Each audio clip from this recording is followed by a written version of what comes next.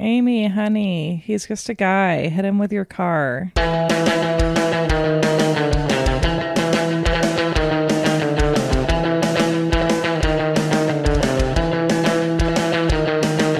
Welcome to You're Wrong About. I'm Sarah Marshall, and this week we are talking about Amy Winehouse with Eve Lindley. Eve Lindley is a friend of the show. She is a star of stage and screen, and she is telling us today the story of Amy Winehouse, who I know many of you have heard of. But if you really have no idea, the basics are that Amy Winehouse was an amazing powerhouse singer who became famous very young, struggled publicly with addiction issues, and also died far too young at the age of 27. So, like the story of any woman in the spotlight, this is as much a story about her as it is a story about media of the time, the 2000s, during which she became famous. We have, as you might imagine, multiple trigger warnings for this episode. We talk about eating disorders, we talk about self-harm, we talk about addiction, and we talk about someone who ultimately didn't make it very far through those struggles. And so this may or may not be the right episode for you in this moment. And whether or not it is, we love you, and we hope you find something great to listen to today. This episode was originally meant to be a two-parter. We ended up just going for it and doing it in one session. So this is a long one. I hope you're listening to this while doing something fun, or that it helps you get through something tedious. We've got some fun bonus content for you if you're on Apple Plus subscriptions, or if you are our friend on Patreon. You can listen to a bunch of bonus episodes we've done. The most recent is a bonus with Kelsey Weber-Smith on urban legends, and also the movie Urban Legend from 1998. It was a really fun one. I hope you enjoy it if you listen. Kelsey and I are also doing a holiday show down at the Aladdin in Portland. It is unfortunately already sold out, but we are excited to bring you a massive seance, a co-production of You're Wrong About, Kelsey's podcast, American Hysteria, and The Spirit World, with music by The Little Lies. We hope it's a new holiday tradition that we got to enjoy with you. In her notes for this intro, Carolyn has written for me to say Happy November or something, and that's the best I can say about November. It's a month that we're all just trying to kind of get through, most of us, unless November is the best month for weather where you live. But happy November or something. We're getting through it. And now here's the episode.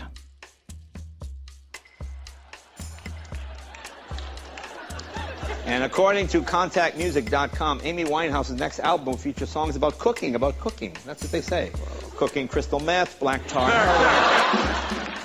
For best female pop vocal performance, Amy Winehouse for Rehab. Can somebody wake her up this afternoon around 6 and tell her? Amy Winehouse. What is, YouTube? The thing on the computer, YouTube. Yep. Well, she put some footage up there. Now, Amy Winehouse, she's like a mad person. She was playing with some baby mice. Yeah. With this guy, Pete Doherty. Now, he's a mad person. And with the little mouse, she sent a message to her husband, Blake, who's in prison, and a mad person. Now, this is real. This is Amy Winehouse sending a message to her husband, Blake. Okay. This is a real baby mouse as well. This one's got a message for Blake. Oh, yeah? Blake, please don't divorce Mummy. Oh. She loves you ever so. Yeah. Now, why would you divorce that?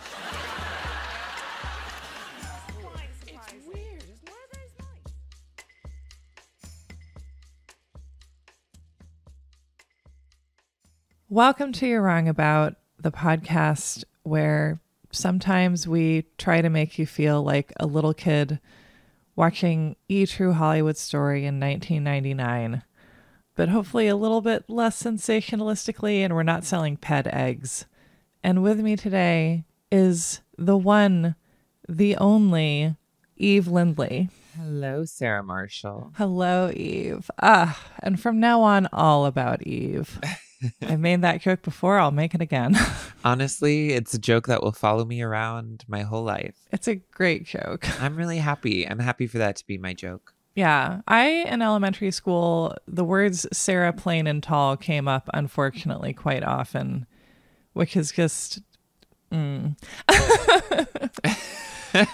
So, Eve, we are talking today about Amy Winehouse, who I remember always kind of at the periphery of my consciousness because she had a couple of really big hits. She was really big culturally, unbelievably talented as a singer, and also somebody who, in the vein of Anna Nicole Smith, a lot of people enjoyed just kind of speculating on the out-of-itness of, and doing so in a way that kind of never seemed to acknowledge that she was in real danger. Or maybe it did, but in a way where it was like, ha ha ha ha.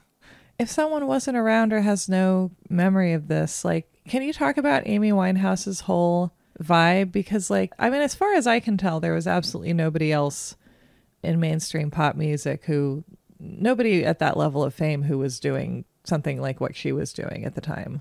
Yeah, and I think that actually ended up being part of her unraveling. It's like, this is a girl who grew up wanting to be a jazz musician and wanting to sing in these little tiny, intimate jazz clubs. She had a family of musicians. Her uncles were professional jazz musicians, and her grandmother Cynthia, who she was like very, very close to, was a jazz singer who dated Ronnie Scott, who was a club owner in the 1940s. She never expected to be famous. She never expected to be world famous. And she literally is quoted as saying, like, my music is not big. It's not on that level. Like, I mean, this was at the time where like Britney Spears was like a global phenomenon. And it's like these two women were doing completely different things, Yeah. I mean, how can a jazz singer fill the same stage that a like theatrical production like Britney Spears kind of fill that space and that stage? Yeah. And Britney was so, like, she had so clearly been sort of constructed and packaged by the pop music machine. And what she did was, it was very dance oriented. It was a lot of kind of engineered publicity moments. Yeah, Britney was a product. And that's not a bad thing. I love Britney Spears. Right. And to a certain degree, all musicians are products, right? Like, there is Taylor Swift, the person, of course, and then there is Taylor Swift, the product and the act. Like, they're not mutually exclusive. They're not completely different. They certainly overlap. But, one is a product, a distinct product that needs to generate sales. And one of them is a person with feelings and relationships. And in the case of someone like Amy, I don't think that she really ever cared about the product. I think she like cared about it in the moments where it was fun, and it was like fun to get dressed up. And I don't even know how much of...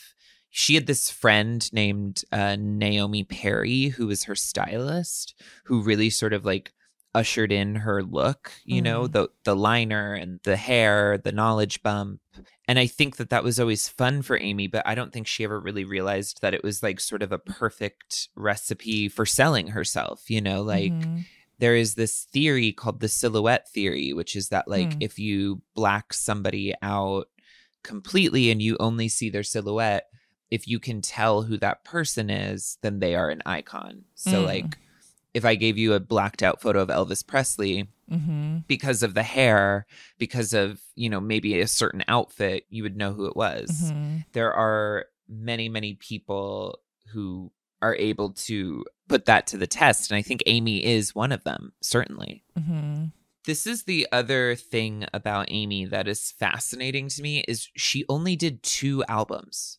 She has one that was released, and forgive me, I only ever read this word. Is it posthumously? Yeah, as far as I know. As in like after death? She has that one, which is called Lioness, which is also a great album. And most of it is like B-sides from her previous albums. But she really only has 2 albums. Like, she became this huge icon and sort of changed music and ushered in all these sort of copycat acts based on 2 albums, which I think is I mean, that's crazy to me. That's insanity. Yeah.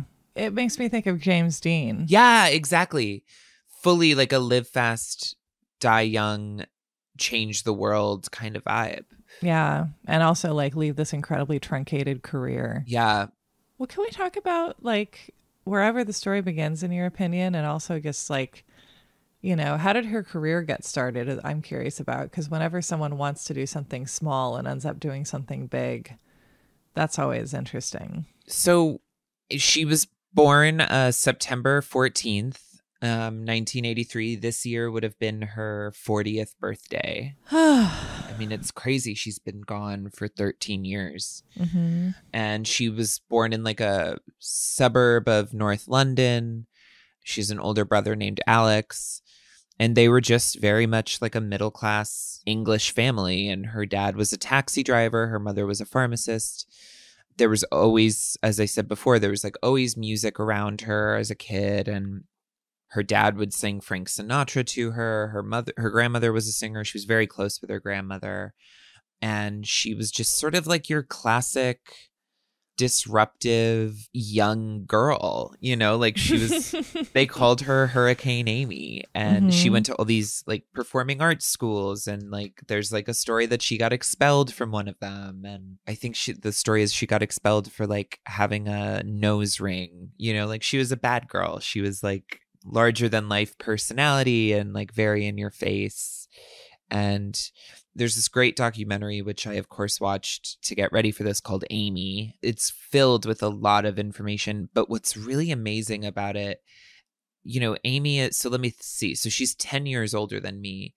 And I don't know what it is about that generation. I guess it's like, because I had the same access to cameras as they did, but there's something about that generation that like there is so much footage of them. Yeah. It's like, I think they got cameras as teenagers, and so they just started filming everything. So there's like footage of her at like a random birthday party as, you know, at 13, and like the whole documentary is found footage and voiceover. There's never like a sit down interview where somebody is talking into the camera. Like it's all clips and footage of her. There is so much footage of this woman. Teachers were always sort of impressed by her because she was good at it. Like she could have done it if she set her mind to it, but she just did not care for school, and she was just too rebellious for it. And like people would know that she was smart and see that she was a good writer, but you know, there was no way to make her, I guess, really apply herself. So she dropped out when she was 16, and she just started singing and performing around London with like bands. She was in this band called the Bolsha Band, and she was a female vocalist for the National Youth Jazz Orchestra. Wow. That sounds official. I mean, her voice is so unique and so emotive. And one of my favorite clips that sort of illustrates this, I'm sending to you right now. I'm very excited. And I would love for you to watch it and describe it and talk about what you pick up on. Okay. All right, I'm starting it. It's my 14th birthday evening and party. Yes, happy birthday to you. Happy birthday, dear Laura. Happy birthday to you. It's so great. It's like so the essence of being like 13 or 14. Yeah. At the start, right? It's like these kids goofing off at a birthday thing. And then it's like, and it's also so great because it feels to me pretty clear that like you're watching Amy like showing off her beautiful voice, which she should be showing off. It's a bunch of teenagers singing happy birthday, and then one of them sort of takes the lead, I guess you could say, and all of the other ones sort of stop and like listen to her sing because she's that good. Yeah. You know, I think of her as somebody who is sort of at odds with her own self and her own talent and her own body. And this is like a moment before any of that. Yeah. You know, hopefully, maybe. If you look at this, you do sort of get the feeling that like that's a girl who is like confident and like knows what she's got and is like ready to strut her stuff. Like your teens are so complicated, but like I do remember as a younger teenager having like a certain amount of like audacity. Yeah. Because so much of what the world wants to teach you just hasn't had time to sink in yet, maybe. Yeah. And you know, the girls in that video kind of remain her friends for the rest of her life, which is also really heartwarming. Yeah. And there are some spats and issues, and you know, Amy was, you know, an imperfect person and an imperfect friend, but they basically remain in her life until the end, which I think is so rare. Yeah. Yeah.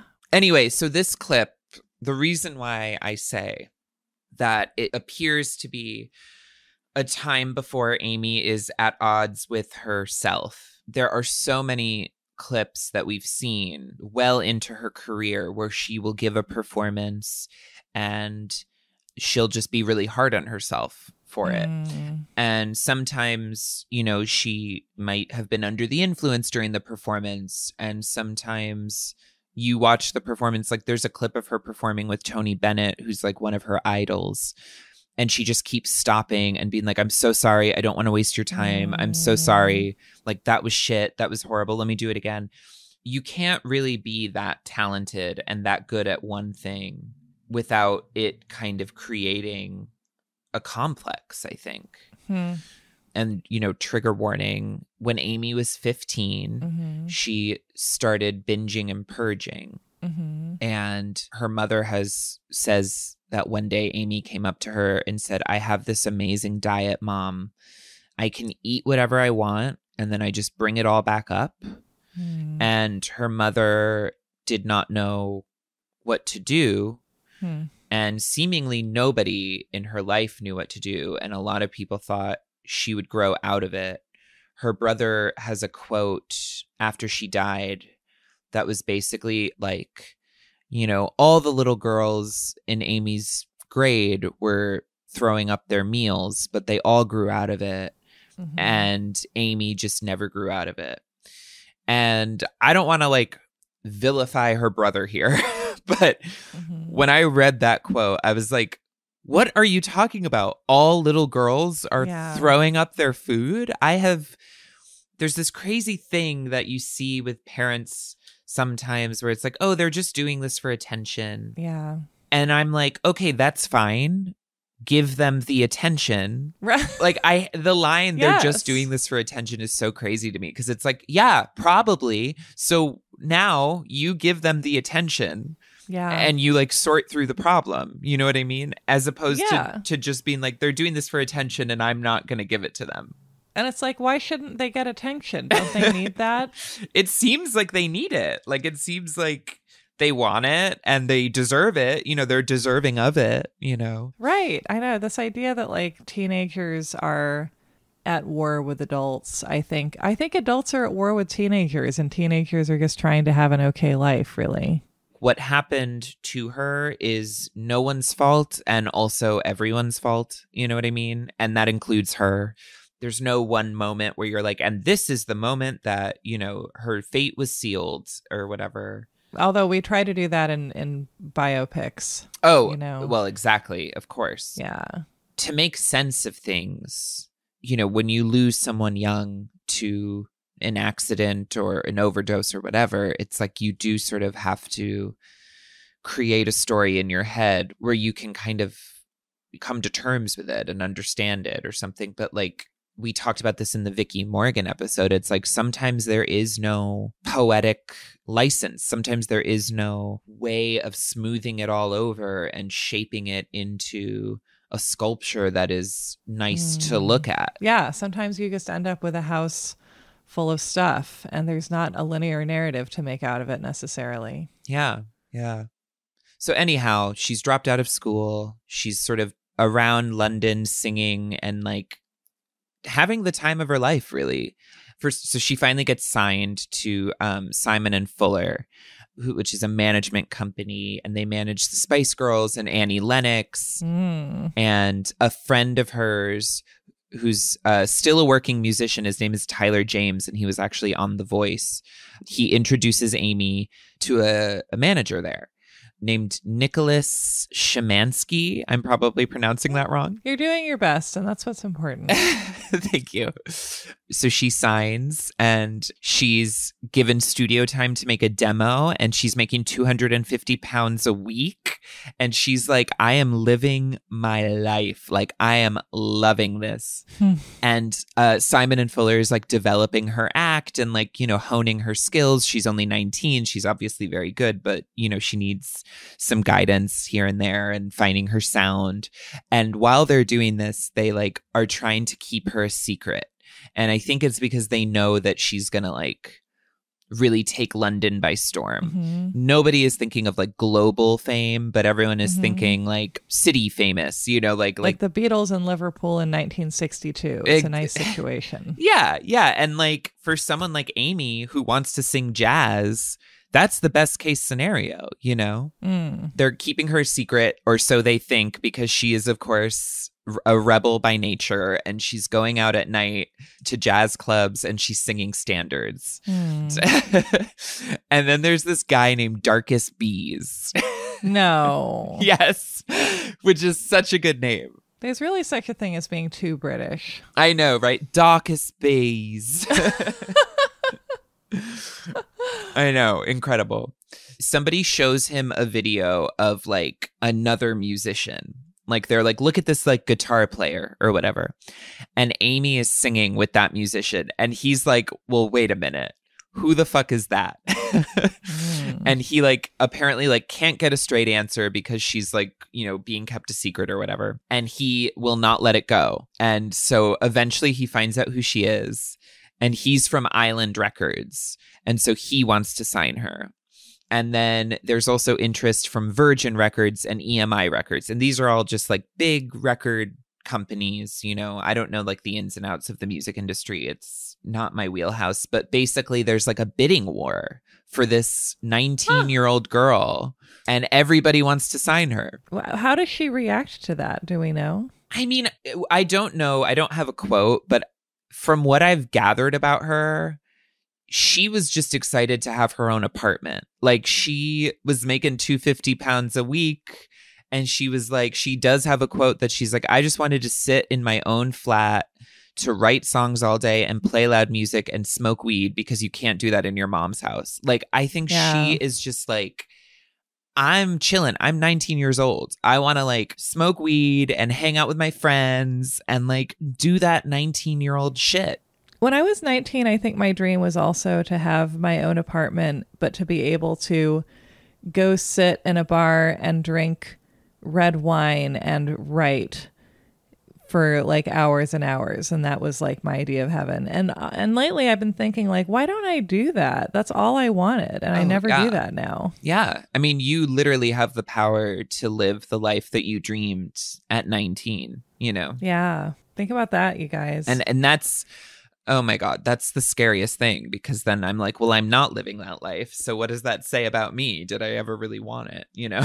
Yeah. And I think that I really did want it, but then it's like life gets so crowded. Right. And often like your idea of what adulthood with the freedom it will give you is like pretty small when you're a teenager. And maybe more of us should go back to that. Yeah. I kind of knew who I was as a kid and as an early teen.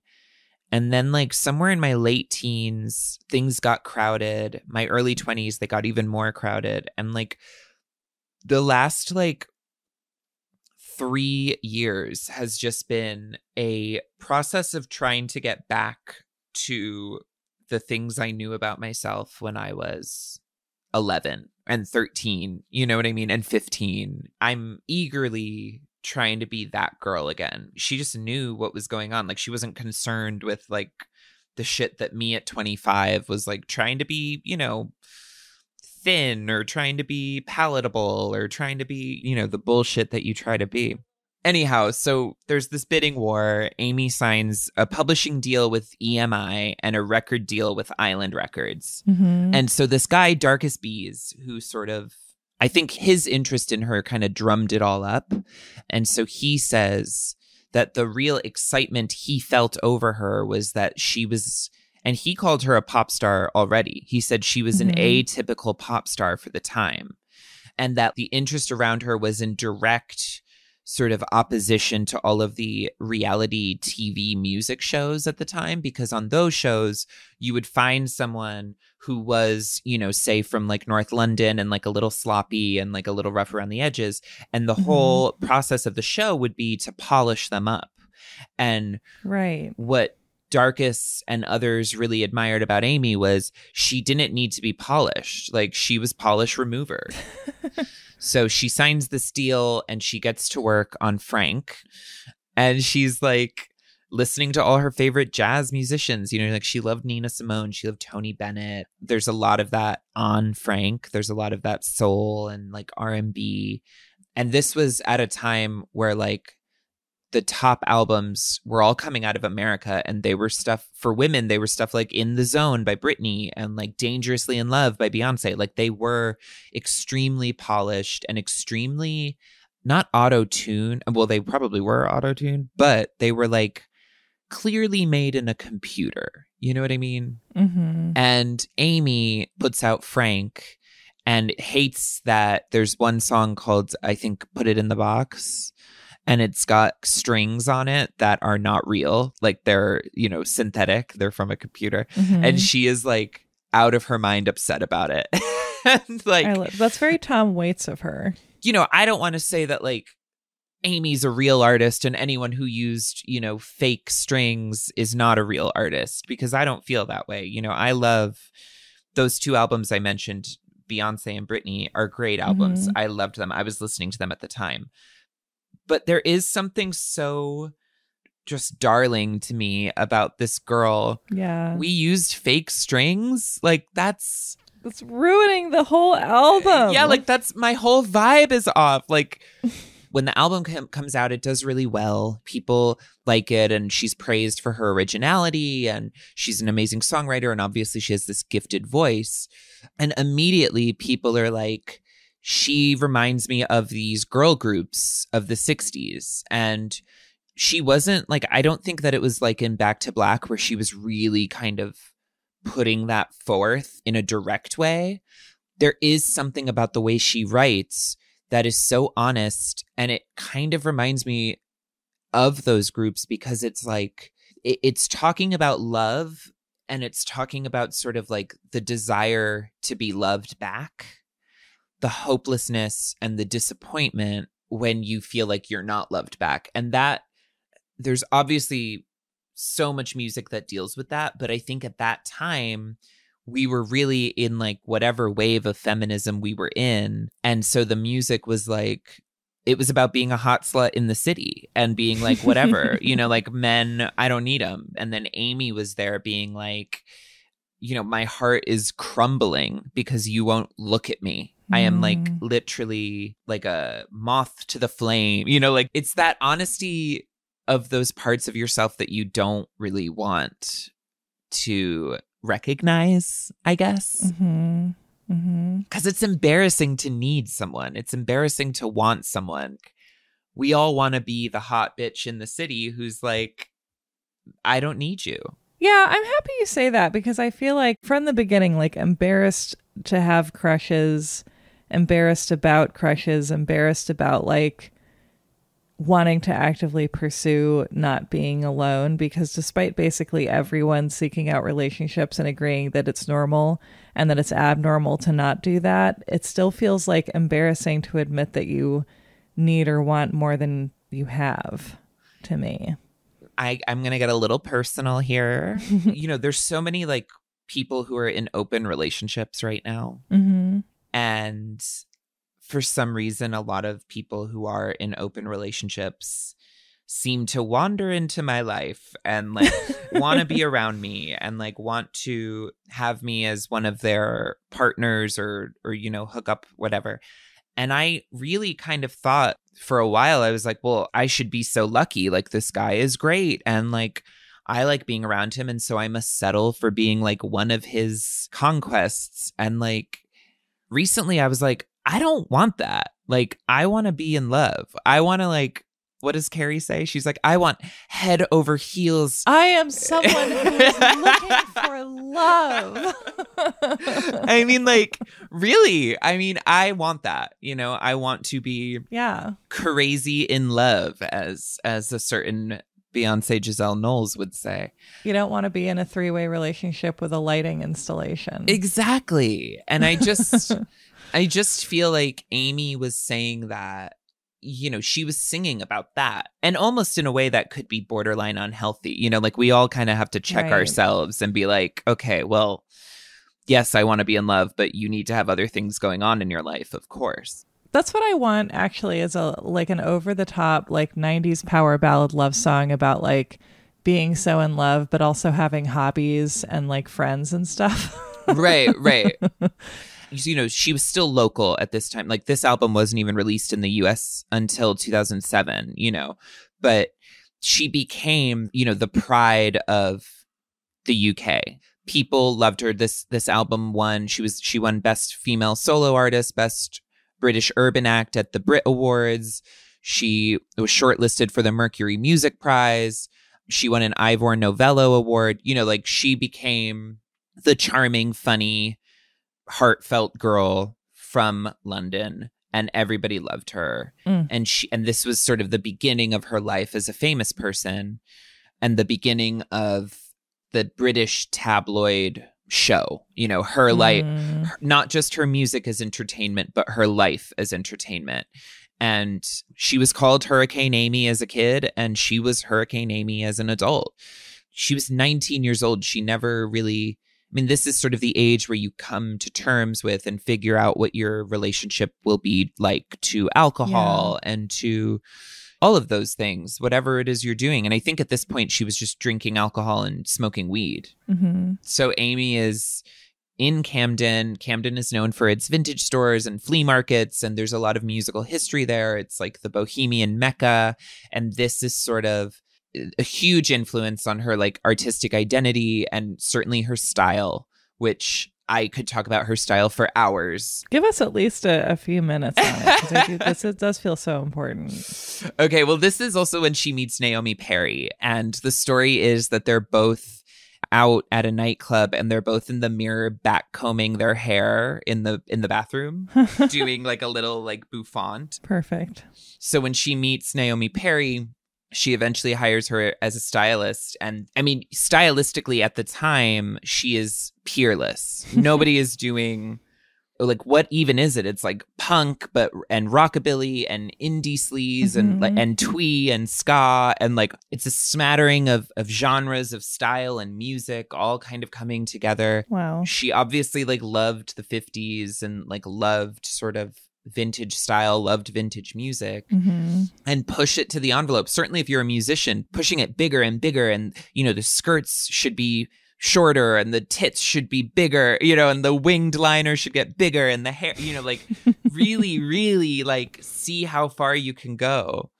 And that was sort of, the fashion world clearly took notice of Amy, and even today we see her as a style inspiration in fashion shows, and that kind of goes back to the silhouette theory. Is it's if you see me with a bit of a bouffant and a winged liner, you're probably going to be like, oh, were you listening to Amy Winehouse today? She just owned this look that I love so much. I wish that I could wear it every day. What do you like about it personally? She's painting in primary colors. And in one way, I mean, literally, she's wearing yellow and red, she's literally wearing the primary colors. It's the boldness of the silhouettes. And for somebody who sang so much about wanting and needing men, this look is not appealing to men. You know what I mean? There is something about what Amy is doing. It's just sort of not interested in being hot. Even when it's hot, it's not interested in being hot. Because when I look at her, it's she has, and I say this as somebody who grew up looking not that different from her, big nose, big features, big face, big presence. And it feels like the look that she chose emphasized all of that and made her bigger, right? And made her eyes bigger, and her hair is huge. And it's just such a loud taking up space thing that feels almost like a reaction against the memo that you get as an adolescent girl that like you really need to be constantly making yourself smaller for male consumption. This is another kind of interesting dichotomy about her. Is it's like, we know that she had an eating disorder. We know that she had addiction issues. I don't mean to say that like it's at odds with her eating disorder, but like, well, but I don't know. I see what you're saying. Like, I feel like it's like the ways that we inflict on our bodies what we feel about ourselves are like, I feel like often contradict each other, or complicate each other. And maybe this could be that, or, you know, who knows? Because we don't, it's all speculation. But yeah, it does feel like within the same body, you find ways of both minimizing yourself and taking up more space. Yeah. I think also something about what Amy did that was probably the most divisive, you know, was that it was all sloppy. Mm-hmm. Again, it wasn't polished. And I think that was what was divisive about it from a fashion standpoint. Mm-hmm. And from even like a consumer standpoint, is it's like, it's not perfectly done. The ends of her hair are like a little fried, you know, like, and I love that. Like, I think that that is what is uniquely her. And the fact that people were so divided also makes it, you know, more powerful to me, because when everyone likes something, it's boring. Mm-hmm. So her style is emerging. You know, she's being introduced to higher end brands and emerging designers. And this is also where she meets Blake Fielder Seville. Yes, who is a huge player in this story. Mm-hmm. They meet at a pub, of course. They are both seeing someone else at the time, which is not to say that they did anything wrong, but just context. And they just sort of are drawn to each other in a way that I think was super powerful for her. I mean, from what I've researched, it's like every relationship she had ever had was very powerful for her. Like she's somebody who threw herself into these relationships. Mm-hmm. But this was maybe the first time that she was like flush with money and living on her own and had an album under her belt and like was really feeling herself, you know. She could throw herself into a relationship and also throw some money at the relationship, and like it could really go somewhere. Mm-hmm. And her and Blake sort of add to the paparazzi frenzy because they're a little turbulent. They're on and off. They're found like fighting in the street sometimes. Like, you know, they really, from the beginning, it seems like the relationship was just a little up and down. Mm-hmm. And she also has a great quote that she says, "When I fell in love with Blake, there was a lot of 60s music all around us," which will, of course, come back to us when we talk about Back to Black, which we are about to enter the Back to Black era. Oh my God. There are, I think, 3 or 4 years between Frank and Back to Black. So she is just sort of like putzing around London, being a hot bitch in the city. And the years are a little tumultuous. And, you know, these are the years that inspire Back to Black. And one of the main things that happens is that her grandmother, Cynthia, dies, who was a jazz singer. Amy felt very, very close to her. And that sort of plunges Amy into a bit of a depression. And she's, you know, drinking a lot. Her eating disorder is a little out of control. And Blake also gets back together with his ex-girlfriend that he was dating when they met. And that, of course, pushes her over the edge. She like goes a little reclusive, and her friends show up at her apartment, and it's sort of in squalor. And this is sort of like a key moment where her manager at the time, Nick Szymanski, sits her down and says like, "Hey, like this album that you've been working on could be really big, and like what you're doing is not working." And she admits to having a problem. She says that she's lost, and she agrees to go to rehab. Her friends, the ones that we saw in that video, the happy birthday video, are all very supportive and excited. Then they tell her father, Mitch, that she's going to go to rehab, and he knows that she's got this album that she's sort of been working on, you know, already.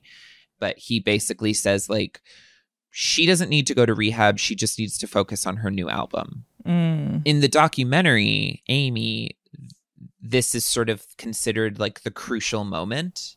You know, this was before she was globally famous. She had a little bit of like, you know, press in London, but it was basically manageable.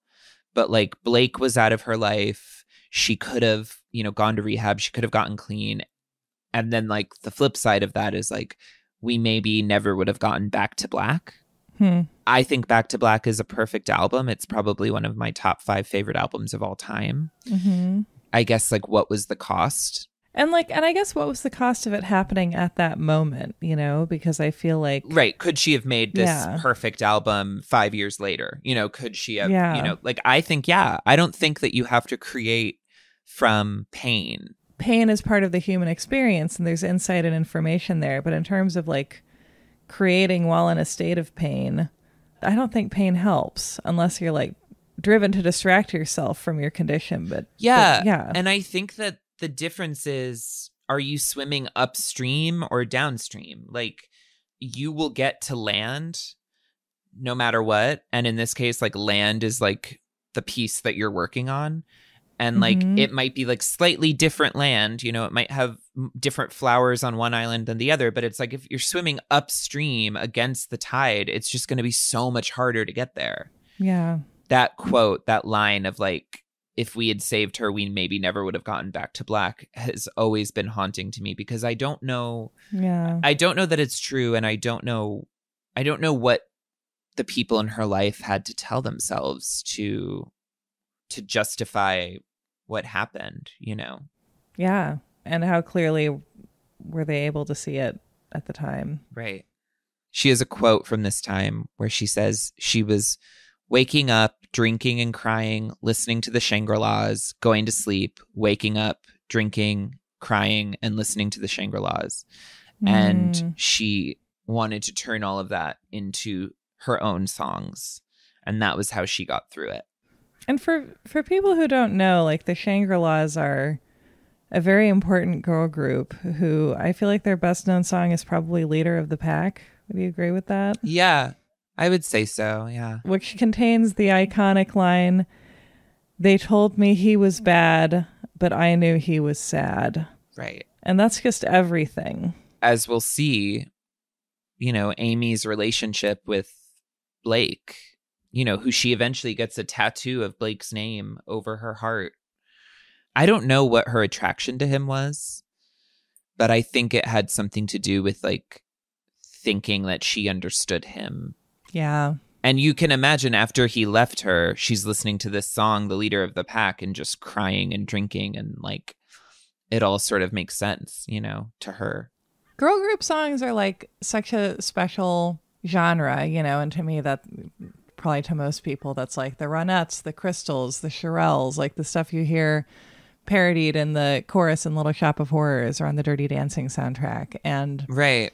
The Supremes, of course. And like these beautiful songs made by women who were, for the most part, in contracts that were using them and not paying them nearly as much as they deserved, where these really powerful musicians are, for the most part, singing about like complete desolation, you know, joy or sadness, but all of it being completely dependent on what your boyfriend is doing.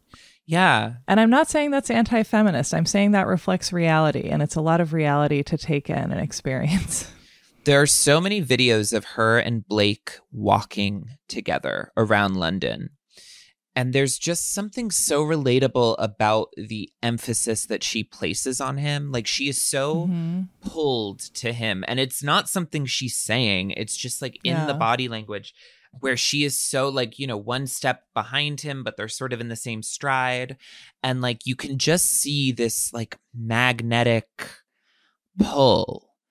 And there's, you know, later on, there's like a clip of her performing at some award show, and she like finishes performing, and the, you know, the announcer, the host, sort of comes out and is like, "Amy Winehouse, everybody," and the crowd's going wild, and she doesn't even seem to notice it, because she's so fixated on getting off that stage and getting to Blake and kissing him.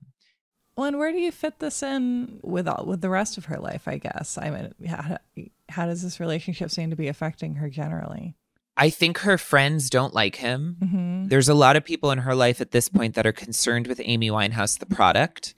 Mm-hmm. And the people who are concerned with Amy Winehouse, the person, don't seem to like him. But we're getting ahead of ourselves because after this pseudo intervention where her father says she doesn't need to go to rehab, Amy goes to Miami and begins to work on Back to Black. And she actually changes managers. So Nick Shymansky, who sort of spearheaded that mini intervention before, is no longer in her life. He will be back, though, in a major way. But she changes managers. She throws herself into this new album. She's not with Blake at the moment. And she is leaning into this jukebox, doo-wop, Motown sort of sound. And she's really going for these girl group, the inspiration of the girl groups. And all of this was in Frank. You know, the foundations were there and people really noticed it, but she really turned it all up. And this is where she meets Mark Ronson, who is, you know, a hit maker. And they have a lovely working relationship and they get to work on Back to Black. And everybody talks about how easy it was to make this album.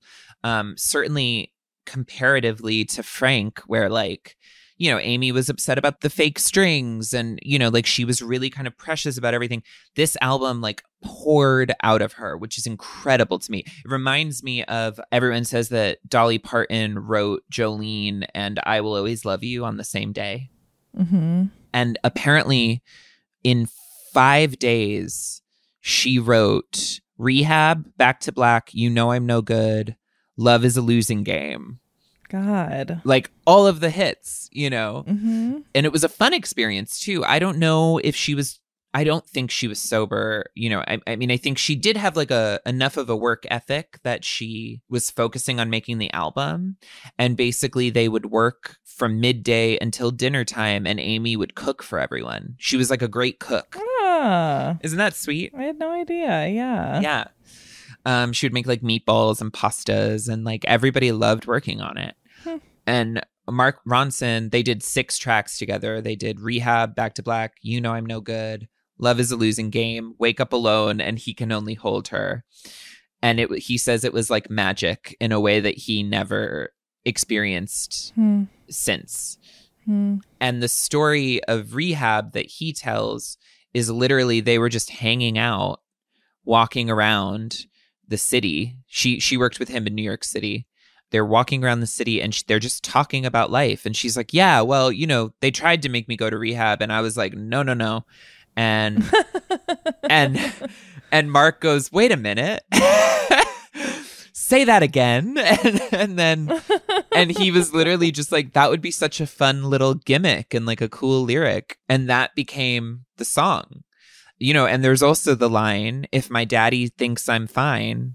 Mm-hmm. And that is interesting. And Nick Shymansky, you know, when that song hits the radios, he does sort of talk about being very conflicted because he's like, wow, she's sort of making a joke out of this very real thing in her life and in my life. Like, we wanted her to go to rehab. Yeah, my God. This is like when I heard of Amy Winehouse. You know, like I was probably in middle school. This song hit the airwaves and like rehab was sort of a hot button topic because like Lindsay Lohan was going to rehab and Britney Spears was going to rehab, and like rehab was so hot in the early 2000s. It was like a giant cultural meme. I almost feel like it.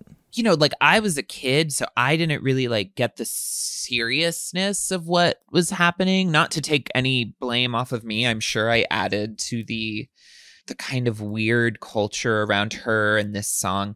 But it is very fascinating to see that like as this song permeates and as people start to learn more about her and things start to happen to her in the press, like the joke of Amy Winehouse and rehab. Yeah. It's like it started immediately. You know, it's like she set herself up for these cruel jokes. Yeah. You know, rehab makes her a commercial star. This is when she becomes a household name. She's notably very uncomfortable with this. Like, she has always said she did not want to be huge. This was not what she expected. She wanted to be a jazz singer. Suddenly, with rehab being so big, guess who is back in her life? Oh, God. Blake. Knock, knock, knock. It's Blake. Knock, knock, knocking on Amy's door. They are almost immediately engaged. Ugh. She's done this whole American press tour with rehab and You Know I'm No Good. And like, you know, it really kind of hit America in this major way. And he accompanied her on the press tour. That was when they kind of got back together.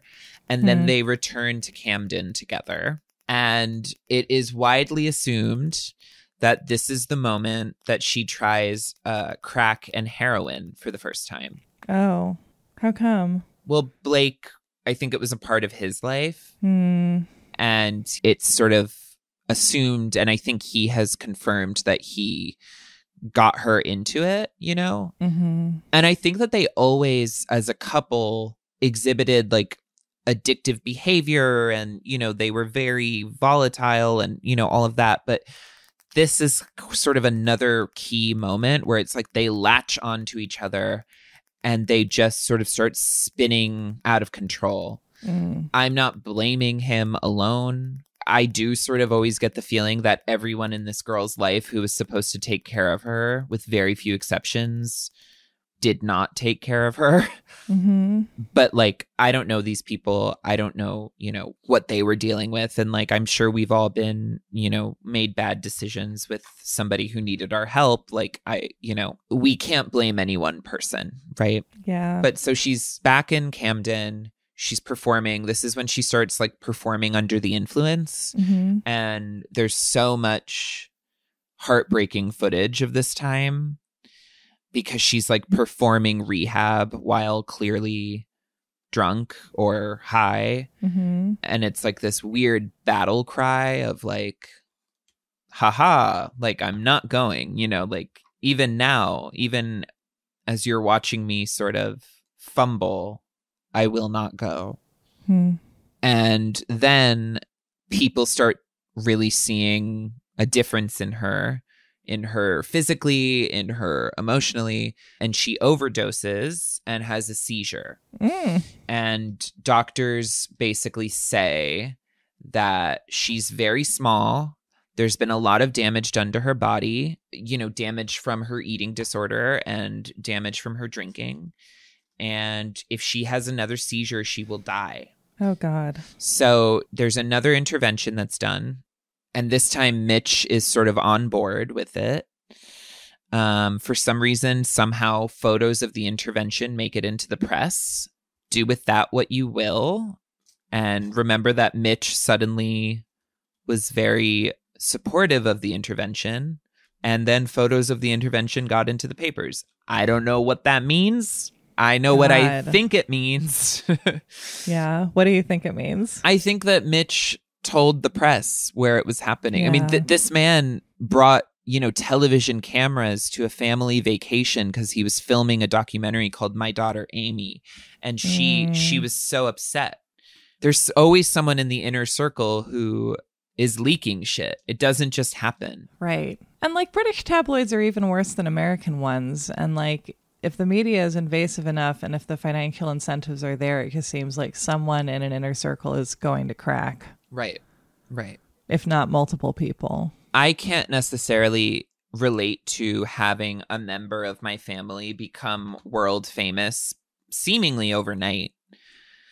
But like, I'm sure it brings out parts of you that you're not necessarily proud of. Like, if I, you know, if I really wanted to get tickets to like a basketball game and my sister was world famous, then yeah, I probably would be like, well, I'm actually the sister of, you know, whoever, you know, like, I think it does create a bit of a monster in, you know, in anyone who is close to you. Yeah. Close to the famous person, you know? Yeah. So anyway, Amy is supposed to start a US tour, but with the seizure and everything, it is decided that she will go to rehab. And you can imagine the jokes that came out of that from good old Jay Leno. Here's where stuff is very interesting. It's decided that Amy will go to rehab with Blake. Huh. That the two of them will go to the same rehab together. Many, many people would advise against this. Many doctors would advise against it. Many just random people on the street would advise against it.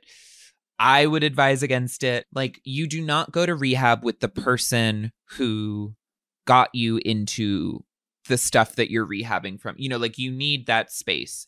It's great that they both go, but they got to go to separate places, is what I would assume. Yeah. Guess how long they stay in rehab? 45 minutes. I mean, I think it was like 3 days or something. Wow. Better than what I said, but not great. Yeah, still not great. Still not great. I think there is actually another time, though, in her life where she did like she's photographed walking into a rehab clinic and then like an hour later walking out, as if she just like came in to get like a lowdown of like what would happen in rehab. And then she was like, okay, I'm good. But yeah, they stay for 3 days and they are, of course, photographed back in Camden. And there are some really like distressing photos of them like bloody and disheveled and like bandaged and like walking on the street. Amy like wore these ballet flats all the time. These like I think they were fully like actually ballerina shoes. And there's like an image of them just covered in blood that is like, when I was a kid, I was like, that's so glamorous. But like now it's like very distressing, and blood is not actually a fun thing to look at. I think it's like as a younger teenager, you're like, wouldn't it be so glamorous to just have my life be falling apart? And then when it is, you're like, oh no, it's not. Why did I think that? This actually sucks. This actually feels so shitty. Yeah. But it's like, but I don't know, like when you're too young to like feel like you have a life, it's just exciting to think of having something long enough for it to get destroyed. Yeah. I guess that's what it is, huh? I don't know. It's something. Because when you're a teenager, you're not responsible for your own life and you have to do what everyone tells you. Mm-hmm. But the appeal of being responsible for your whole life and then letting it fall apart just so that you can have that control. I can do whatever I want with this. It's sort of the same principle as when you cut your Barbie's hair and color all over her face. It's like, I'm responsible. This is my thing that I can do whatever I want with. And because I have like zero impulse control, I'm going to ruin it, you know? Yeah. But at least I have the power to ruin it, which is like not much to cling to. But, you know, sometimes you do that. There's a moment that they talk about in the documentary where like Blake, he like cut himself by accident, I think. And then Amy cut herself in the same spot on purpose and said to him, I'll do anything that you do.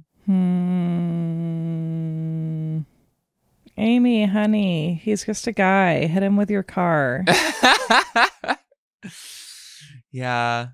On November 8th, 2007, her home is raided in Camden. And Blake is arrested for assault and obstruction of justice.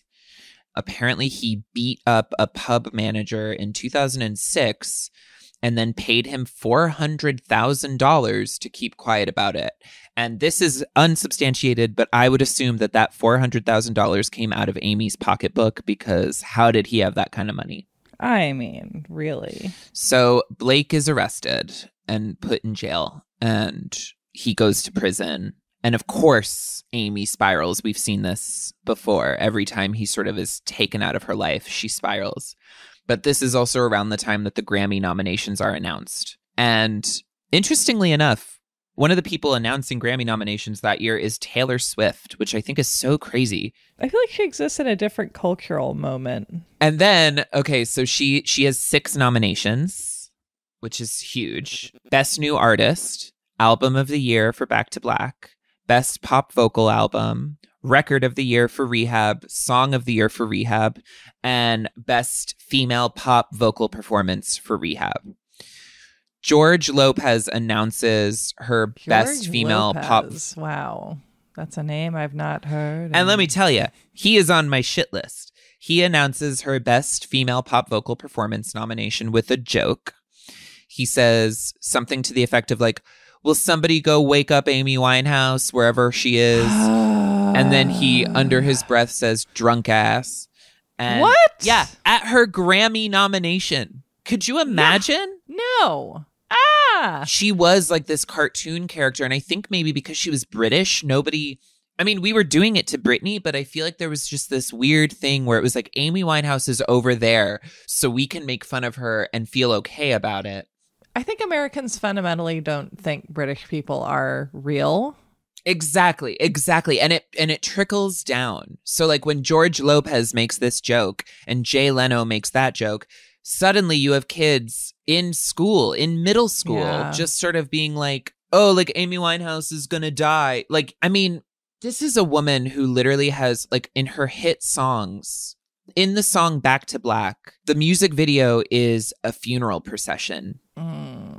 And the lyrics are basically her being like, my odds are stacked. I mean, like, the messaging is like, it is destiny that I'm going to die. Yeah. And it's like, well, yeah, eventually, Amy. But it's like, but it's so weird when we have this sort of cultural complicity and like, wow, she really was destined to burn bright and flame out early. And it's like, no, she wasn't. This is our fault.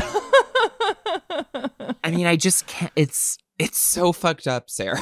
It's just like, yeah, it's so sad. And it's so like, it's so bizarre to look at.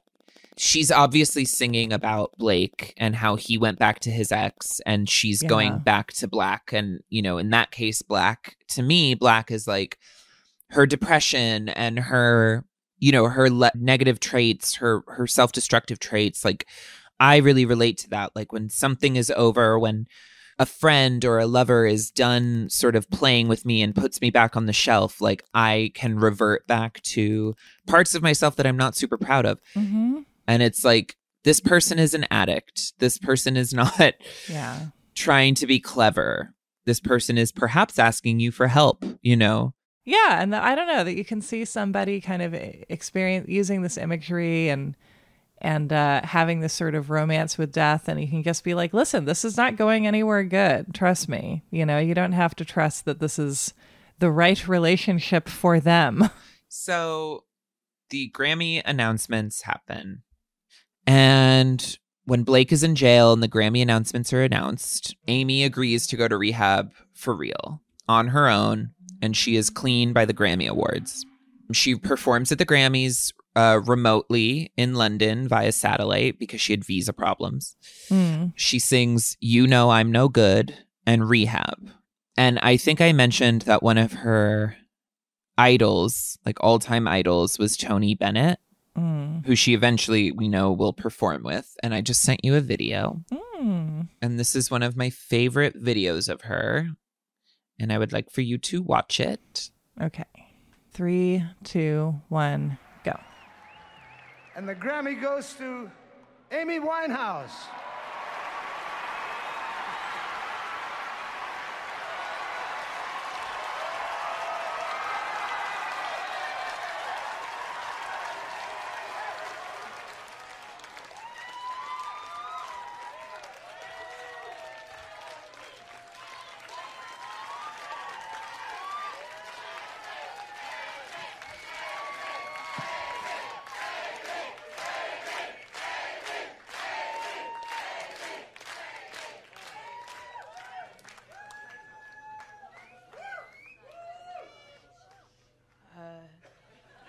Thank you to everyone at Island Records, everyone at EMI Music Publishing, to Ray and Joe, 10 years this year, Ray and Joe, to Mark Ronson and Salama and me, to my mum and dad,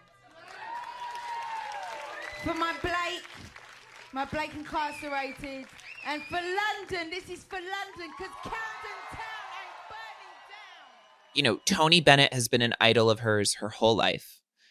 And then he gave her this Grammy. He announced this Grammy. And she's there in London with her whole family. She's sober, and she just is like shocked. Yeah. I mean, in a way that makes you wonder if she felt maybe undeserving or something. But like, this is similarly like the payoff of years and years of hard work and passion And that wasn't the only thing she won that night. Also, she like won. So that one was record of the year. She won Best New Artist. She won Best Pop Vocal Album. She won Record of the Year, this one, and then Song of the Year, and then Best Female Pop Vocal Performance. So she won 5 Grammys that night. God. And you like are watching what is like theoretically the greatest moment of someone's life. And yet Amy is sort of like numb for a few seconds, and then she turns around and goes to hug her band. Yeah. Which also speaks to like, I don't know, the teamwork that goes into making the product of Amy Winehouse. And like, maybe she understands that it's not just her, you know? Yeah, which I love. The girl who wanted to perform jazz songs in seedy nightclubs is now world famous. And that is obviously a lot of pressure. It's a lot of pressure for an addict. It's a lot of pressure for a young woman. Mm-hmm. So 3 days after this Grammy win, she relapses. Oh, God. Wow. Yeah. And I don't want to make like this whole episode about like she relapsed and then she went to rehab over and over. Like, I think her story could be that. And I'm sure I'm already like making it that and buying into it. And, you know, like that it's really hard to talk about somebody who is an addict. Mm-hmm. But this particular relapse is like interesting to me because like I'm someone who's very familiar with addiction, and like it makes sense to make bad decisions when you're low and you're in a depression and you don't have a lot going on. And I think the impulse to return to your bad behavior when things are really good and you're at the top of your game is like also very interesting to me. She didn't really bask in her win, you know, like she just sort of was like, I gotta stop feeling. Yeah. Huh. And I think maybe like she misses Blake. Like one of the first people she mentions in her acceptance speech is Blake. Oh. And perhaps using these drugs made her feel closer to him. Or, you know, to even be like considered like the most talented person who does what you do, who can live up to that, you know, like it's a lot. It's a lot to deal with. So by mid 2008, she's using pretty regularly. It was like she got sober just enough for this moment, just long enough to win the Grammys. And then she was sort of back to where she was. And she's making huge money. Like her fees have gone way up due to winning these awards. And she's on a financial trajectory that nobody wants to halt. Nobody who is responsible for Amy Winehouse, the product, would dare halt that financial trajectory. Yeah. And this is when a lot of her friends start to withdraw from her because she's using and she's just not fun to be around, and they don't want to be a part of it. They don't want to like, you know, this was maybe the straw that broke the camel's back, and they don't want to enable her. She is doing all these festivals. There's like a Glastonbury festival where she's like, Naomi Perry talks about it. Like she seemed fine. And then like literally 20 minutes before she was meant to go on, suddenly she was like falling on the floor. And she had this like creative idea at Glastonbury to put little cocktail umbrellas in her hair, and it's sort of delightful looking. And I mean, it's a fine performance, but the thing that everyone talks about is like she goes into the crowd and a fan pulls at her.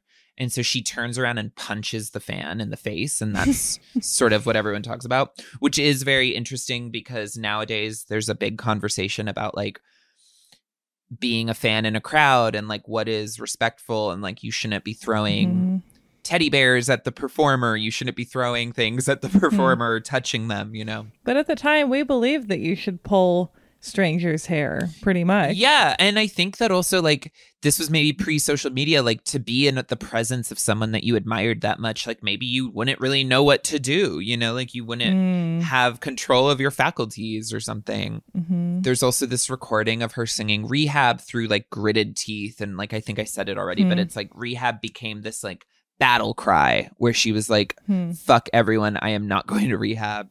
She assaults a photographer, kind of very similar to Britney Spears.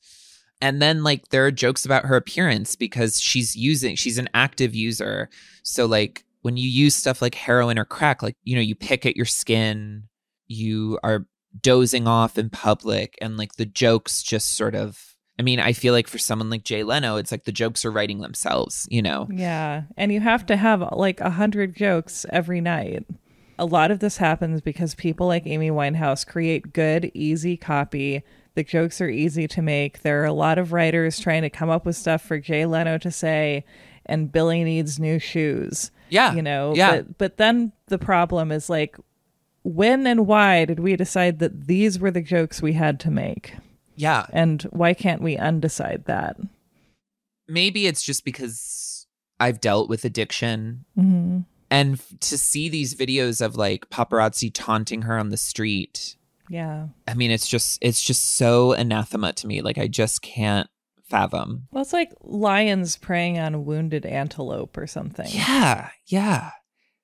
I think also this is a time where it's like she's won the Grammys, she's gone on the tours, she's done the festivals, like the Back to Black album promotion is over and her husband's in jail and she's left to her own devices. And like this is sort of when she fell out of being a musical act and really just was a, you know, a tabloid fixture.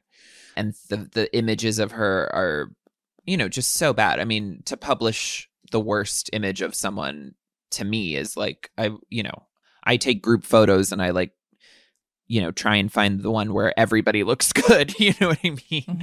And I get like approval from everyone and, you know, like, but it's like, this was a time where people were trying to find the worst photo ever, you know? Yeah. Cause you know, that's the business we decided we're going to have. Yeah.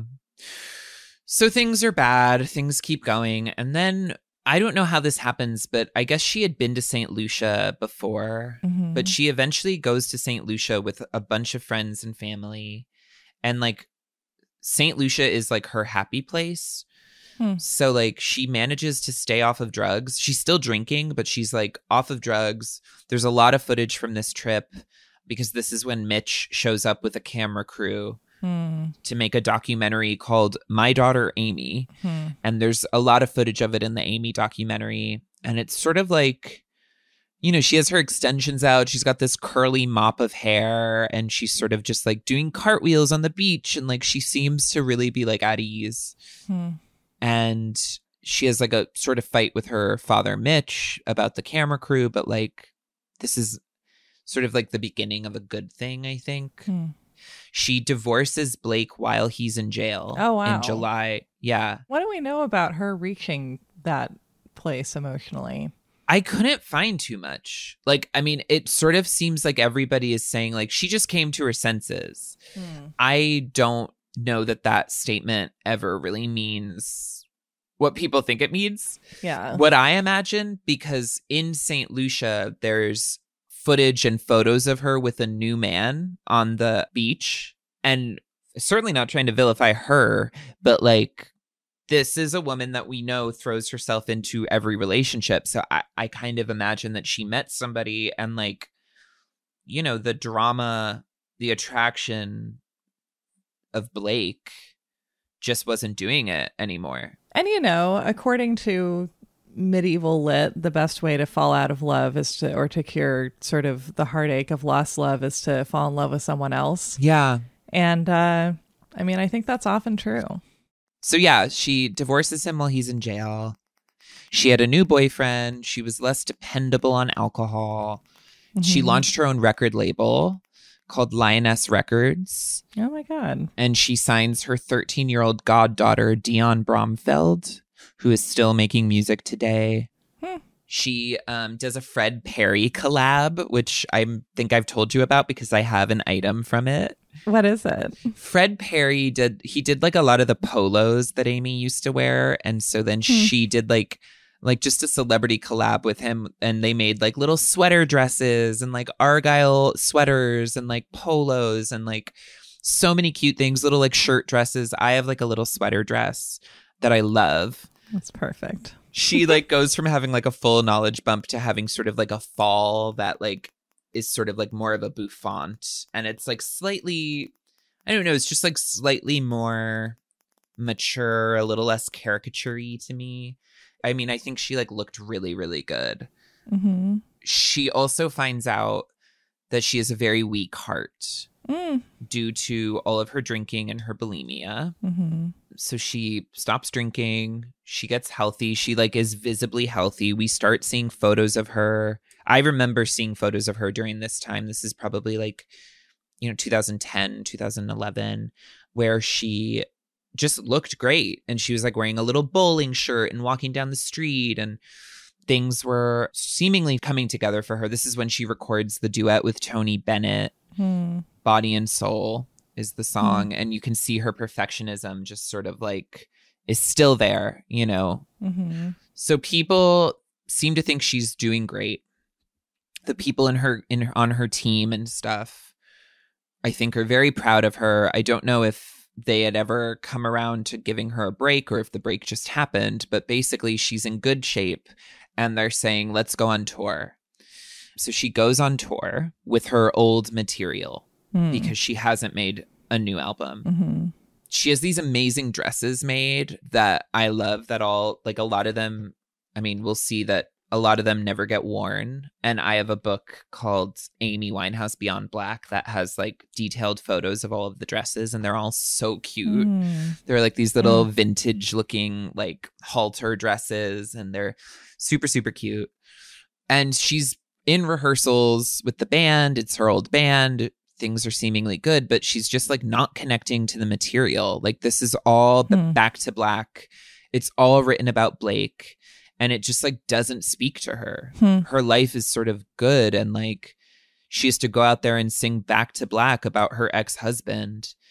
And she's clearly a sensitive person. And like, it's just like opening these old wounds, I guess. So, she starts drinking again. And then I believe it's like one of her first shows is at Belgrade. And this video made its rounds just a couple of months before she passed in 2011. And it is her in one of these beautiful dresses, in a yellow one. I'm sure you've seen it. I don't know. I'm not going to send it to you because it's really, it's just really shitty. Yeah. But she enters the stage and she's giddy, but she's clearly like very, very drunk. And I actually went to in like 2012, I would say, because I had graduated high school, I went to an art show in Brooklyn where there was a room that had this video projected on every wall, and the sound was turned all the way up. And it was like, you could only really be in the room for like 30 seconds because it's just, first she's giddy and she's like playing with her backup dancers and they're trying to get her to perform. And the band is playing and she's not singing. And then it turns really negative and people start booing her and she starts getting upset and she's crying. And it's, if the Grammy win was like watching the greatest moment of her whole life, like this video is perhaps one of the worst moments of her whole life. It's really sad. And so, the story is that Amy Winehouse blows her comeback. The tour is canceled. And Amy calls up her friend and says, the bad news is I really fucked up and the tour is canceled. But the good news is I can go to Nick's wedding. And Nick is her old manager, Nick Szymanski, who's getting married. So she, once again, sort of gets herself together, gets sober-ish. She's back on good terms with her childhood friends who all pulled away from her. She's back on good terms with Nick Szymanski. One of the girls in the Happy Birthday video, she calls her on like July 22nd. And she just sort of calls her and is like, hey, like, it's been a long time. I'll see you at the wedding. And like, I'm so sorry. I know we lost touch. And she like cries. And the friend is just like, it's so great to hear from you. Like, it's like, I'm really talking to you, So, and she's like, I'll see you tomorrow. I'll see you at the wedding. Later that night, Naomi Perry goes to her house and drops off some clothes for the wedding. She's still her stylist. She like, sets up some outfits. And I think Amy is like, I think she's there, or maybe she's not there, but they don't really talk. They like, Naomi just drops off the clothes. And then Amy's bodyguard is at the house and he walks in on her and she's watching a video of herself performing. And he's like, hey. And she's like, I was really good. She's like, I can really fucking sing. I have a great voice. And he's like, yeah, you do. And she's like, she's just sort of watching herself. And then she says something to the effect of, I would give it all back if I could just walk down the street and not be, accosted by paparazzi or people or fans. Oh, and then a couple of days before that, on July 20th, Dionne Bromfield, her goddaughter, who she signed, is performing at London's Roadhouse. And Amy is not scheduled to be there, but she does show up. And she's backstage, and Dionne has her come on stage, and they sing that song that's like, Mama said there'd be days like this, there'd be days like, yeah. So they sing that, and that is on tape. And that is her last live performance, because the day that she's scheduled to go to the wedding, after Naomi dropped off the clothes, after she talked to her childhood friend, her bodyguard walks in on her, and she's found dead. Her alcohol level is 4 to 5 times the legal driving limit, and she's 27 years old. And all of her friends who are excited to see her are sort of already at the wedding venue or destination, and they're all getting the news, and they're all together, which I can imagine would be extremely shocking. Yeah. To then have to sort of go through with your nuptials. Yeah. Some of the first things I saw about her death were more jokes about overdosing and rehab and, her public persona sort of, I don't know, being somehow the cause of this. And ultimately, her brother, Alex Winehouse, says that what really killed her was actually her bulimia. It left her body weaker and more susceptible. And if she hadn't had an eating disorder for all those years, and she had had these drinks that night, she would have been physically stronger and perhaps would have been able to make it to that wedding. Yeah.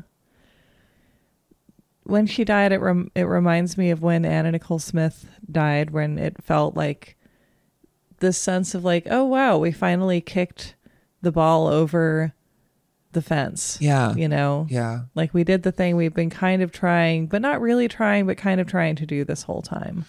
Yeah, exactly. I mean, perhaps people didn't realize that they were sort of actively contributing to this. I think also certainly with that Belgrade video, which was, I think, a month or something before her eventual death, it was sort of once again, this moment, this final moment of please help me, and to their credit, the people in her life did cancel that tour. They did maybe listen to the cry for help. Yeah. And I guess just, I don't know, how do you wish things had been different? What do you think? Because it feels impossible to look back and say what would have made a difference, because everything is so entangled with everything else. But I mean, I don't know. Do you have thoughts about that? I mean, I think that any one thing, it wasn't any one thing, and right. I wish that she could have known some sort of peace in her time on Earth. I do think that there is a version of her in some alternate universe, in some Everything Everywhere All at Once universe, where she kind of stopped at 19, when she was signed to Simon Fuller, before Darkest Bees, and she was making her £250 a month, and she was performing in the clubs, and she had her own flat, and she was smoking weed and having her friends over, and they were doing each other's makeup and having a ball, and she was having relationships. It's I wish that moment could have lasted forever for her, or been what her life ended up being. Certainly everything post Frank, it was just too much pressure for her, and it it put her at odds with herself again, and at odds with her body. And yeah, I always imagine that she saw herself on these talk shows and maybe got self-conscious, and it triggered her eating disorder to come back or something. And it's if she could have been exposed less to herself or something. who do we need, to have the power to make things better? It's like you can't expect that of individual parents necessarily, or individual friends or people you work with, but it's like somewhere out there society needs to be organized in a way that supports people rather than allowing weakness to be exploited, which I think is what we believe in now. Yeah. And ultimately, like, it was the kind of exploitation of her that was her downfall, whether it was being exploited by the media or Blake or her father. I just think of her as somebody who was always at odds with herself. She was at odds with her talent. She didn't want to be as big as she was. She didn't want to, be as famous as she was. I mean, it's really interesting because it's like this thing that happened to her that she truly did not want or ask for. But it was like a perfect storm. Yeah. And then suddenly I'm sure it became something that the people around her wanted once it was, available and everything that came with it. Yeah. They erected a statue of her in Camden, which I think is very sweet because I do think that she found herself in Camden. Like, she really came into her own and loved it there. And there is the Amy Winehouse Foundation, which was set up by her family, and it was launched on what would have been her 28th birthday. And it's meant to help vulnerable or disadvantaged young people. And it works with other charitable organizations to provide frontline support to addicts and young people. And there's offices in New York and London. So I don't think that there's anything that could have happened that would have justified this loss, but I hope that it is doing good work. And I hope, I think that she will be remembered no matter what. And I think that she will certainly be remembered as a true talent and as somebody who, expressed herself so beautifully. But unfortunately, I think that there's no way to really remember her without remembering her demons and her addictions. And I think that nobody wants to be remembered for those things. Yeah, well, and maybe it's like a different way to approach it is remembering her for, the pain that she experienced, not just sort of so that we can gawk at that, but so we can understand what she was creating through, Yeah. I don't know. A lot more people now than 10 years ago seem capable of admitting that they're messy and they make bad choices, and that they also would say no, and that she could admit, what people needed to hear in order to feel like somebody else knew what it was like, but that they couldn't say themselves. Yeah. I think that's exactly it. I mean, 2 albums. This girl gave us 2 albums. Yeah. And left that much of a mark. And the death of any young person, any artist, is a bad thing. But to think that this girl could have, she didn't owe us anything, but to think of the other things that she could have given us if she wanted to. Yeah.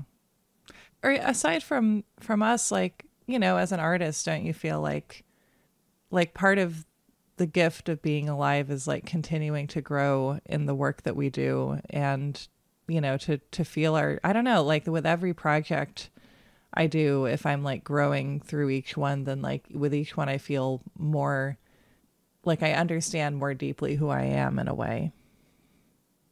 And I don't think there's any glamour to dying young, there aren't glamorous deaths or less glamorous death. Like, it's all just death, you guys. Death is death. The pipes all go to the same place.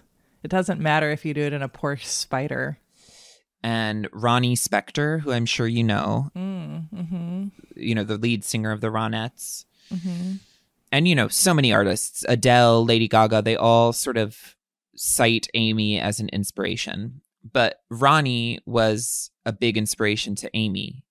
In fact, her hairdo kind of came straight from Ronnie. And she was compared to Ronnie a lot because the thing about the Ronettes were they were the girl group, but they were like the bad girls from Queens. You know what I mean? Like they were sort of like tough and like chewing gum and smoking cigarettes. And so that was so clearly in the DNA of Amy. Mm-hmm. But here's a quote from Ronnie Spector. I first heard Amy at a time in my life when I needed inspiration. All artists have a lull at some point. My son brought the Back to Black album home, and the first track I heard was Rehab. That just killed me. To me, it was a combination of ingredients that made Amy a once-in-a-lifetime artist. The voice, the lyrics, style, and that attitude. Was she jazz, soul, blues? No, she's just Amy, unlike anyone else. Although I was from the 60s, I saw myself in her, and she inspired me to continue. Mm. As I say at every show I've performed since she left us, Amy Winehouse gave me a wonderful gift. She made me feel that what I did mattered. And I think that's so beautiful.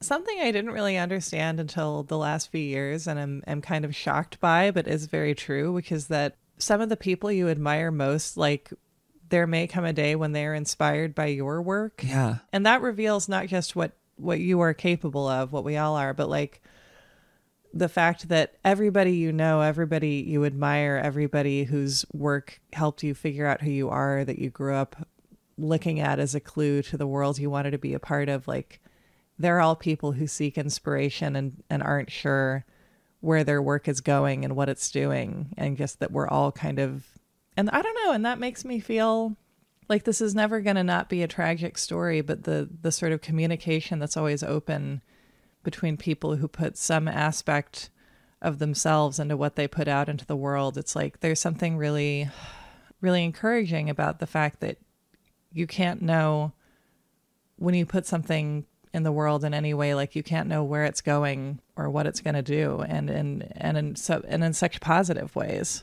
There's a layer to anything you make that is like, this was for me, you know, like I needed to deal with the loss of my father, or you know, this thing that happened to me, or you know, I got married, I got divorced, or whatever it is. Then there's the other layer of like what someone gets out of it and like what it means to them, and it might be completely at odds with what you thought you were doing and what you thought you were putting out there. But yeah, if it helps someone in an unintentional way, then like, isn't that just beautiful? Yeah. That cycle is so beautiful and so powerful and encouraging. And then it's tragic that the cycle could not continue. Yeah. Because she would get boring. She would like move to Malibu and like, you know, there would be like stupid articles and people about like Amy Winehouse opens up about her home gym. Yeah, it would be so nice to watch her become boring. Oh my God, that would have been so cool. I know. I mean, it does sort of bring up the feeling of like, you know, we started by talking about the Forever 27 Club, and like, obviously there's like that whole element of it where it's like, that's your Saturn return, and like, you know, the shit is going to hit the fan and blah, blah, blah. And, you know, I got sober at 27. So like in some ways the shit did hit the fan for me. All of those people in that club, like there's an element of it that's like, you know, their legacy could have changed, you know, maybe for the worst, or you know, like I don't want to be morbid here or whatever, you know, like shit on anyone's legacy, but it's like, who knows? Like maybe Kurt Cobain would have become like a has-been, you know, like yeah, which is the dream, really, to survive long enough to be a has-been. Yeah, like would he have been a guest star on Glee or something? You know, like it could have been, you know, like there is an alternative. Yes. Jim Morrison would have gotten really into like spa music in the 80s and just made like ambient music for 14 years. Yes, like their legacies are sealed. Right. And like it feels like glamorous celebrity death. Like it's not glamorous for the celebrity. They're dead. Right. They don't appreciate it. It's only glamorous if you're looking at it, you know? And I guess I would love to see, like, imagine you're on Instagram and then you're like, oh my God, another ad for Jim Morrison essential oils. Yeah. Or like, oh God, Kurt Cobain posted this, like his breakfast or something, you know, like. I was never particularly cool, and I have been noticing like, oh yeah, I am simply not young anymore.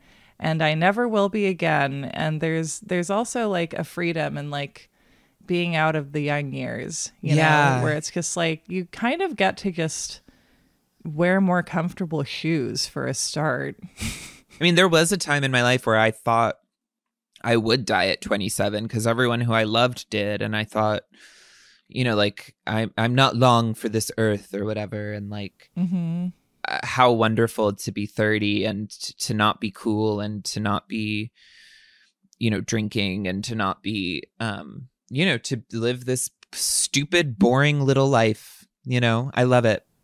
Yeah, God. I think this is like advice that's like secondhand from secondhand something, but I think of it a lot of somebody kind of describing their younger years and how like they needed every night to be a 10, and how part of growing up and also sobriety is like being like, tonight's going to be a 5. Yeah. And a 5 is a good night. Oh my God. Yeah. I love a 5. You get a baked potato. A baked potato. I think a 10 is, you get 10 10s in your whole life. If that. Oh my God, yeah. You know, that's a high number, to be honest. Yeah, you can't force a 10. Yeah, because, you know, there is also a story. It's like when she won her Grammy, her friend was there and was like, oh my God, aren't you so happy? This is so exciting. And she looked at her friend and she said, this is so boring without drugs. And it's like, that night should have been the 10. Yeah. It's like I heard this analogy once, or metaphor, where it's like addiction is like a little kid running after a balloon that sort of slipped through their hands, and they keep running and running, and they like sort of run into a tree, and they like, you know, run over a stick and fall and get back up, and they keep running, and they just can't, and the balloon like will slip out of your hands and move into the sky, and you'll never be able to get it. And like the longer you run after it, the more danger you're in. I don't know. I guess she wanted to stop running, but also she kind of didn't. Maybe she didn't know how to stop running. Yeah. And it's so hard to want what's good for you, too. We've talked about this and, you know, probably many other episodes of the show, but how we have this idea of like, well, why couldn't she just make good choices? And it's like, do you have any idea how unattractive and in fact scary good choices can feel? Like they do not look good when you compared to the balloon.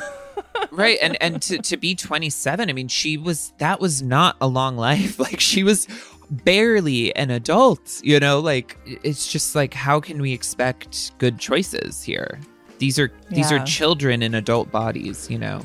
And what do we set up in lieu of forcing people to make good choices individually? Right. So yeah. So that was the story of Amy. And I think like any good artist, it will live on. And she will live on.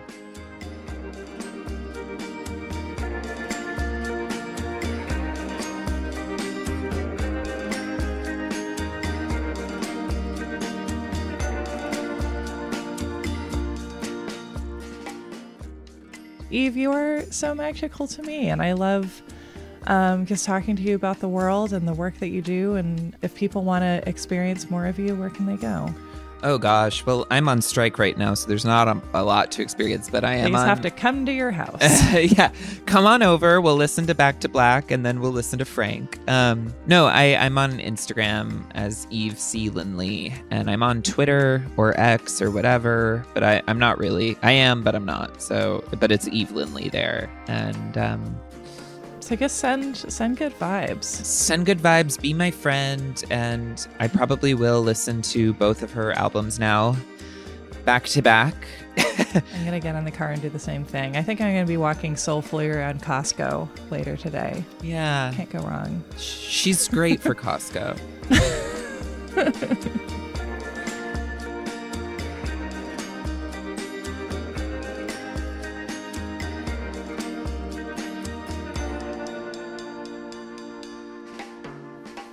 And that was our episode. Thank you so much for listening. Thank you for coming with me and Eve Lindley on this drive down Sunset Boulevard in a stolen convertible. Thank you to Eve Lindley for guesting. Thank you to Miranda Ziegler for editing. Thank you to Carolyn Kendrick for editing and producing. We'll see you in 2 weeks.